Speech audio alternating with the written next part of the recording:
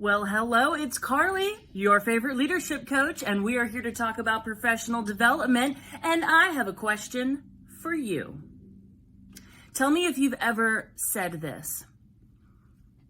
Well, I go to conferences all the time. I read articles. I read professional development books, and I have gone to so many webinars. I am basically so professionally developed. Check plus gold star ready. Yeah. Have you said that? Have you heard someone else say that? Yeah, that's what I thought. Here's the deal.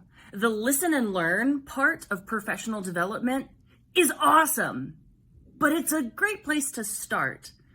We can't stop there, though.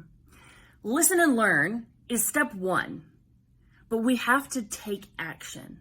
We have to do something with that information we listened to, that stuff that we learned. We need to share it. We need to gather people together and make a difference. That's what professional development is all about. That is leadership. That is excellence. That is what I want for you. So are you ready to level up? So next time you find yourself in a situation where you can listen and learn to some great information, remember, don't stop there. Keep going, take action, do something with that new information. So excited for you.